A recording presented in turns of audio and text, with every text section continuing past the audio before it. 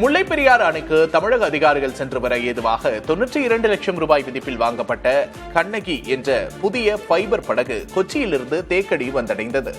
47 குதிரை திறனோடு 21 பேர் அமரும் வசதி கொண்ட இந்த புதிய படகு அதிகாரிகளின் ஆய்வுக்கு பின்பு தேக்கடி ஏரியில் இயக்கப்பட உள்ளது.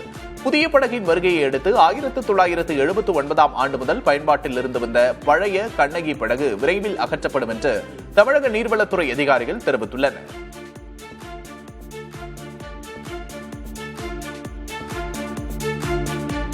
வேலூர் மாவட்டம் மேல் அரசம்பட்டில் அதானி குழுமம் செயல்படுத்த திட்டமிட்டுள்ள நீரேற்று புனல் மின் நிலைய திட்டத்துக்கு உள்ளூர் மக்கள் கடும் எதிர்ப்பு தெரிவித்துள்ளனர். ஆட்சியர் அலுவலகத்தில் நடைபெற்ற மாதாந்திர விவசாயிகள் குறைதீர்வு கூட்டத்தில் திட்டத்தின் பாதிப்புகளை இயற்கை ஆர்வலர்கள் பட்டியலிட்டு பேசினர். இந்த திட்டத்தால் விவசாய நிலங்கள், நீர் ஆதாரங்கள் மற்றும் மக்களின் வாழ்வாதாரம் கடுமையாக பாதிக்கப்படும் என்று அவர்கள் அச்சம் தெரிவித்துள்ளனர். இயற்கை வளங்களை பாதுகாக்கவும் விளைநிலங்களை மீட்டெடுக்கவும் இத்திட்டத்தை அரசு உடனடியாக கைவிட வேண்டும் என்று வலியுறுத்தியிருக்கிறார்கள்.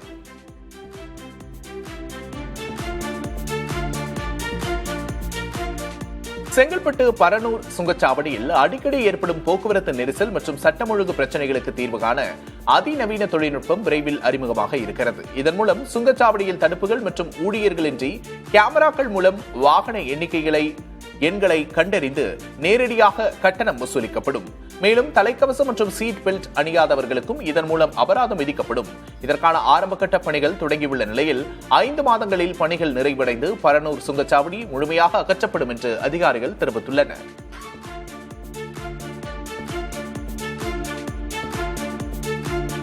மதுரை மாவட்டம் முசலப்பட்டி அருகே கொக்குடையான்பட்டியில் உள்ள சுமார் 7 சென்ட் பரப்பளவு கொண்ட பெருமாள் கோவில் ஊரணியை ஆக்கிரமித்து வருவாய்த்துறையின் மூலம் பட்டா பெற்று கட்டுமான பணிகள் நடப்பதாக புகார் எழுந்திருக்கிறது. இதுகுறித்து உசிலம்பட்டி எம்எல்ஏ விஜய் வட்டாட்சியர் கார்த்திகேயனிடம் ஊரணியை காணவில்லை என்று புகார் அளித்தார். இதனையடுத்து சம்பவ இடத்துக்கு நேரில் வந்து நிலத்தை அளவீடு செய்து ஊரணியை மீட்டெடுப்பதாகவும் தவறாக பட்டா வழங்கிய அதிகாரிகள் மீது உரிய நடவடிக்கை எடுக்கப்படும் என்றும் வட்டாட்சியர் உறுதியளித்துள்ளார்.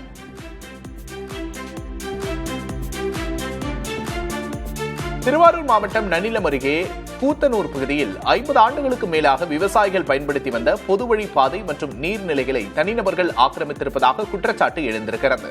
பொதுப்பாதையில் காரை நிறுத்தி தனிநபர் இடையூறு செய்வதாக கூறி பதாகைகளை ஏந்தி மாவட்ட ஆட்சியரிடம் விவசாயிகள் மனு அளித்துள்ளனர். வட்டாட்சியர் உத்தரவிட்டும் ஆக்கிரமிப்பு தொடர்வதால் தங்களுக்கு மன உளைச்சல் ஏற்பட்டிருப்பதாக விவசாயிகள் தெரிவித்துள்ள நிலையில் உரிய நடவடிக்கை எடுக்கப்படும் என்று நன்னிலம் வட்டாட்சியர் தெரிவித்துள்ளார்.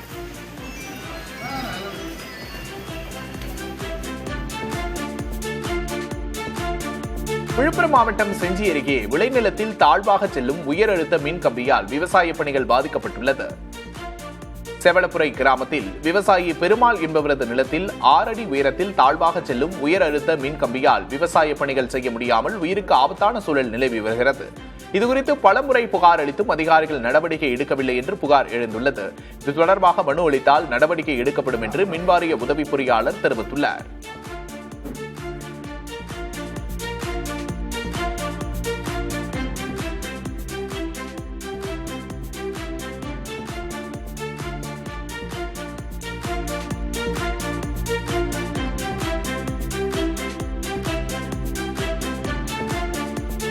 கன்னியாகுமரி மாவட்டம் பேச்சிப்பாறை அருகே பல தலைமுறைகளாக வசித்து வரும் வலிய ஏலா கிராமத்தின் 107 குடும்பங்களுக்கு வெளியேற்ற நோட்டீஸ் அனுப்பப்பட்டுள்ளதால் அவர்கள் அதிர்ச்சியடைந்துள்ளனர்.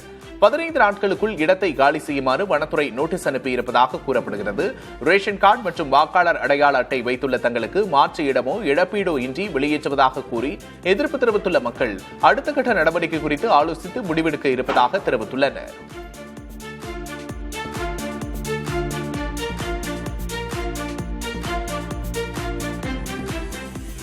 தேனி மாவட்டம் ஆண்டிப்பட்டி அருகே வீசிய பலத்த காற்றால் வருசநாடு மலைச்சாலையில் ராட்சத இலவம் மரம் மின் கம்பிகளின் மீது சாய்ந்து விழுந்தது. இதனால் சுமார் 1 மணி நேரம் போக்குவரத்து பாதிக்கப்பட்டு ஆம்புலன்ஸ் மற்றும் பேருந்துகள் வரிசையாக காத்திருந்தன. மின்வாரியம், தீயணைப்பு மற்றும் நெடுஞ்சாலைத்துறையினர் இணைந்து மரத்தை வெட்டி அகற்றி போக்குவரத்தை சீர் செய்தனர்.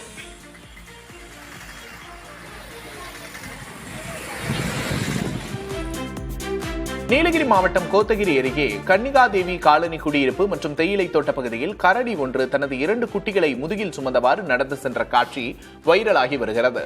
வனவிலங்குகள் நடமாட்டம் மிகுந்த இப்பகுதியில் இக்காட்சியை கண்ட பொதுமக்கள் ஆர்வத்தோடு தங்களது செல்போனில் படம் பிடித்துள்ளனர்.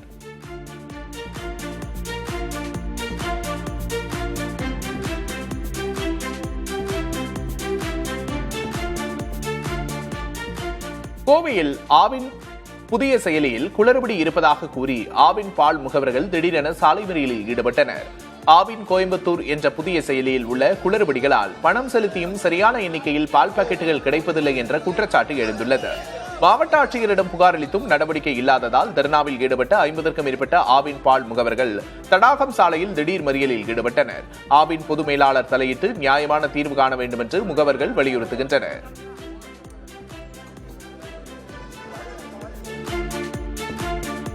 புதுக்கோட்டை மாவட்டம் அறந்தாங்கி நகராட்சிக்கு அதிகாரிகள் வருவாய் இழப்பு ஏற்படுத்தியதாக குற்றச்சாட்டு முன்வைக்கப்பட்டுள்ளது. கடந்த ஓராண்டாக சாலையோர வியாபாரிகளிடம் 50 லட்சம் ரூபாய் வரை முறைகேடாக வரி வசூல் செய்து நகராட்சிக்கு வருவாய் இழப்பு ஏற்படுத்தியதாக நகர்மன்ற கூட்டத்தில் உறுப்பினர்கள் குற்றம் சாட்டியுள்ளனர். தகவல் அறியும் உரிமைச் சட்டம் மூலம் இந்த முறைகேடு வெளிச்சத்துக்கு வந்திருப்பதாக 27வது வார்டு உறுப்பினர் பாண்டியன் உள்ளிட்டோர் புகார் எழுப்பிய நிலையில் இதுகுறித்து உரிய விசாரணை நடத்தி நடவடிக்கை எடுக்கப்படும் என்று நகர்மன்ற தலைவர் ஆனந்த் உறுதியளித்துள்ளார்.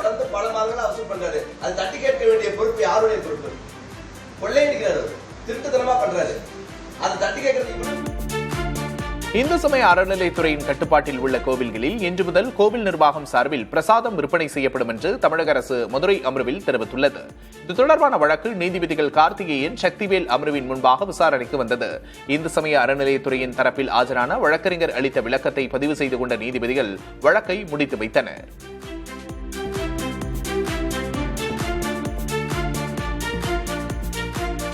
இந்திய ஜூனியர் ஹாக்கி அணிக்கு கோவில்பட்டி வீரர் தேர்வு செய்யப்பட்டுள்ளார். ஜூலை 5 முதல் 18ஆம் தேதி வரை பெல்ஜியத்தில் நடைபெறும் இந்த போட்டியில் இந்திய அணிக்காக 18 பேர் விளையாடுகிறார்கள். இதில் கோவில்பட்டி தெற்கு திட்டங்குளத்தைச் சேர்ந்த மணிமாறன் தேர்வாகி இந்திய அணிக்காக விளையாட உள்ளார்.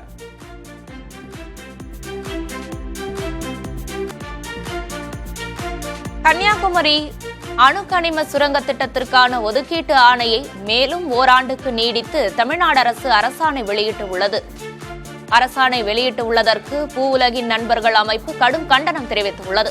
ஆட்சியில் இல்லாதபோது இத்திட்டத்தை எதிர்த்து தீர்மானம் நிறைவேற்றிய தவிக தற்போது ஆட்சியில் அமர்ந்ததும் கால நீட்டிப்பு வழங்கியிருப்பது அதிர்ச்சி அளிப்பதாக பூவுலகின் நண்பர்கள் அமைப்பு கூறியுள்ளது. முதல்வர் விஜய் இந்த அரசாணையை உடனடியாக ரத்து செய்ய வேண்டும் என்றும் அந்த அமைப்பு வலியுறுத்தியுள்ளது.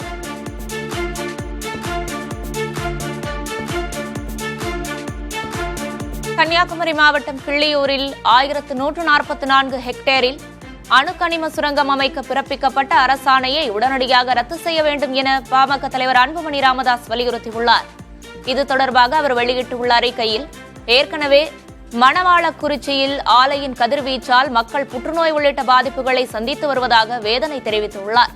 இந்நிலையில் கிள்ளியூர் திட்டத்திற்கு சுற்றுச்சூழல் அனுமதி பெற பொதுமக்களிடம் கருத்து கேட்க தேவையில்லை என மத்திய அரசு ஆணை பிறப்பித்துள்ளதாகவும், இதனால் தமிழக அரசு பிறப்பித்த இந்த ஆணையை உடனடியாக ரத்து செய்ய வேண்டும் எனவும் வலியுறுத்தியுள்ளார்.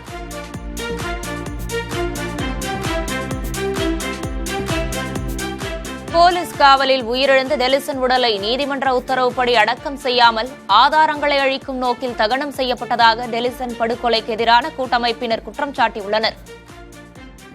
ஆகாஷ் டெலிசனின் அஸ்தியை ஒப்படைக்கும்படி மதுரை ஆட்சியர் வளாகத்தில் உள்ள கோட்டாட்சியரிடம் மனு அளித்த பின்னர் செய்தியாளர்களிடம் பேசிய அந்த அமைப்பின் ஒருங்கிணைப்பாளர் லெனின், டெலிசன் உடலை தகனம் செய்ததன் மூலம் குற்றவாளிகளை பாதுகாக்க காவல்துறையினர் முயற்சி செய்வதாக குற்றம் சாட்டினர்.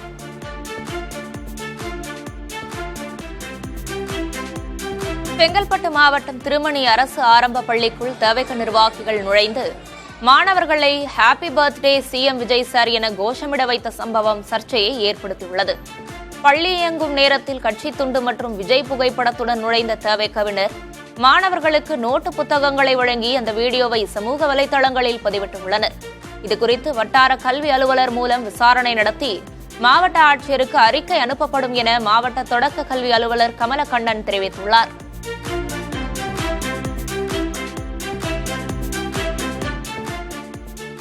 கல்வி நிறுவனங்களில் தவிக தலைவர் விஜய் பிறந்தநாள் கொண்டாடப்பட்டது தொடர்பாக விசாரணை நடத்தி நடவடிக்கை எடுக்கும்படி சென்னை உயர்நீதிமன்றத்தில் வழக்கு தொடரப்பட்டுள்ளது.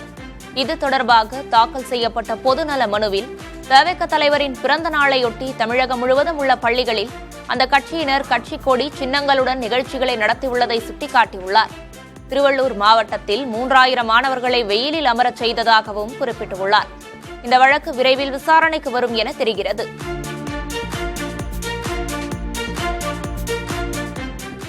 சென்னை கிளாம்பாக்கத்தில் புதுமண பெண்ணுக்கு பாலியல் தொல்லை கொடுத்த புகாரில் இளைஞர் கைது செய்யப்பட்டார். மதுபோதையில் இருந்த பாலா என்பவர் பேருந்தில் பயணித்த பெண்ணிடம் ஆபாசமாக பேசியதோடு பாலியல் தொல்லை கொடுத்ததாக கூறப்படுகிறது. இதனால் ஆத்திரமடைந்த பெண்ணின் கணவர் ஹரிபிரகாஷ் பாலாவை தட்டி கேட்டுள்ளார். இதில் இருவருக்கும் இடையே கடும் வாக்குவாதம் ஏற்பட்டு கைகலப்பாக மாறியது. பாதிக்கப்பட்ட பெண் அளித்த புகாரின் பேரில் மதுபோதை இளைஞர் கைது செய்யப்பட்டார்.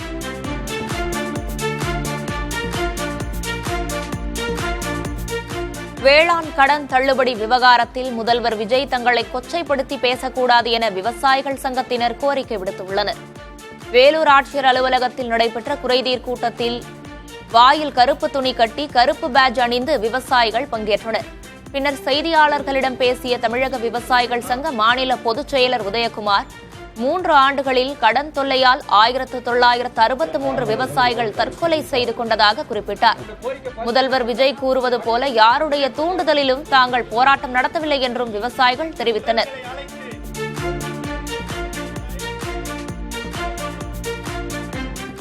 ஆண்டுகளாக போராட்டம் நாங்கள் சந்தித்துக் கொண்டிருக்கிறோம். 50 ஆண்டுகளாக பல கட்ட போராட்டங்கள், 50 ஆண்டுகளாக பல கட்சிகள் மாறி மாறி வந்திருக்கு.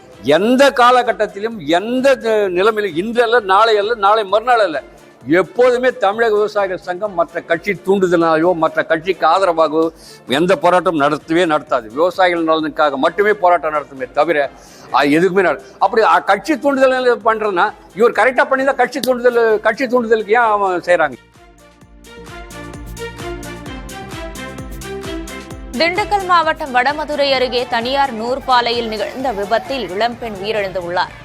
நிலையில் அவரது மரணத்தில் மர்மம் இருப்பதாக கூறி பெண்ணின் உறவினர்கள் திண்டுக்கல் திருச்சி தேசிய நெடுஞ்சாலையில் திடீர் மறியலில் ஈடுபட்டனர். அப்போது அந்த வழியாக 2 108 ஆம்புலன்ஸ்கள் வந்தபோது அந்த வாகனங்களுக்கு அவர்கள் வழிவிட்டு பின்னர் மீண்டும் மறியலை தொடர்ந்தனர். அவர்களிடம் அதிகாரிகள் மற்றும் காவல்துறையினர் பேச்சுவார்த்தை நடத்தினர். தூத்துக்குடி துறைமுக சாலையில் உள்ள மரக்கிடங்கில் ஏற்பட்ட திடீர் தீ விபத்தில் சுமார் 400 டன் மரங்கள் எரிந்து சேதமடைந்தன. தகவல் அறிந்து வந்த தீயணைப்புத் துறையினர் நீண்ட நேரம் போராடி தீயை கட்டுப்படுத்தினர்.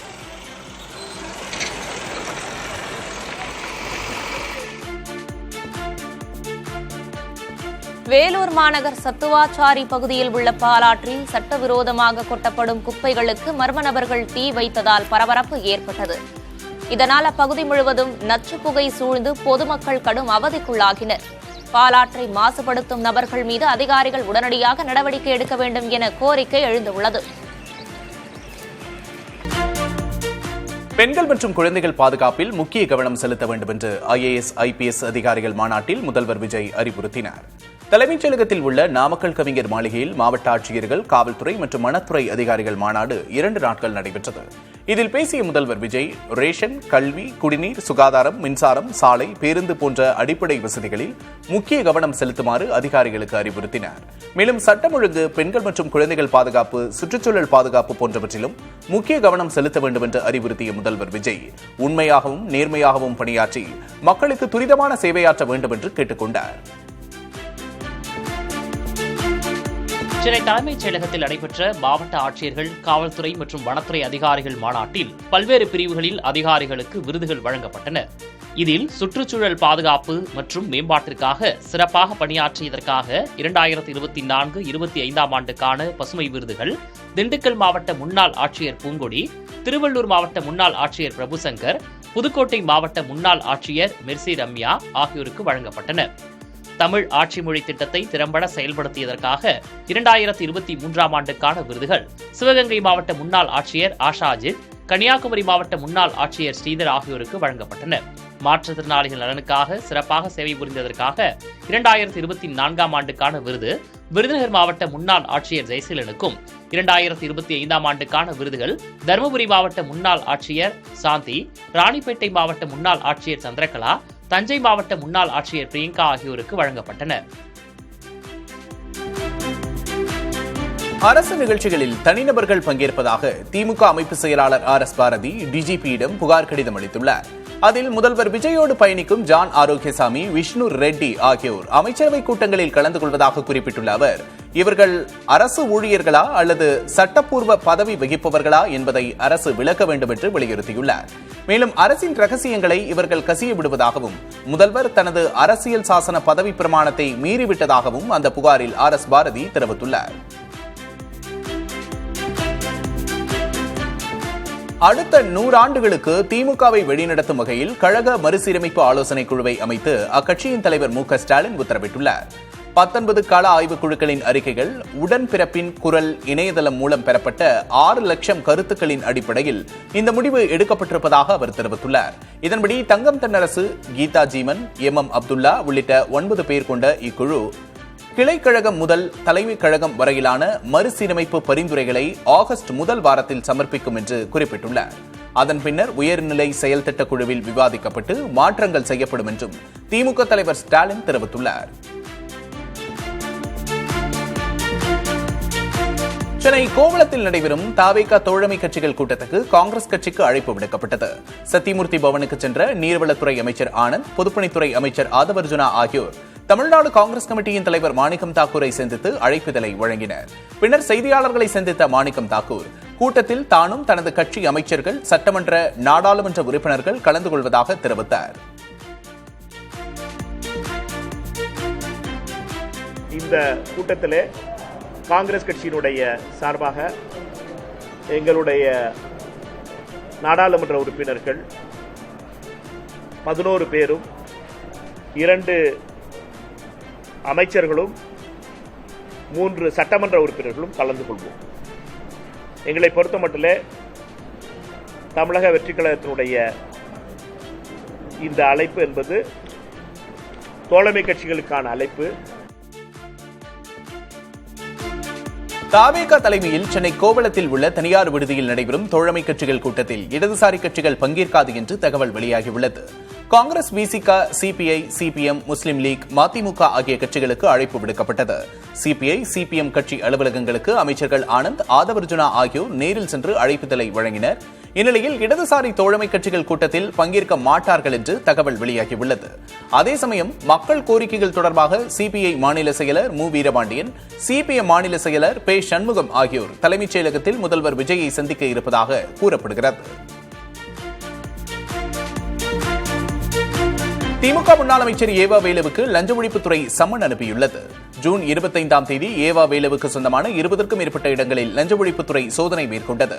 அதில் 40 லட்சம் ரூபாய் பறிமுதல் செய்யப்பட்டதாக லஞ்ச ஒழிப்புத்துறையின் தரப்பில் தெரிவிக்கப்பட்டிருந்தது.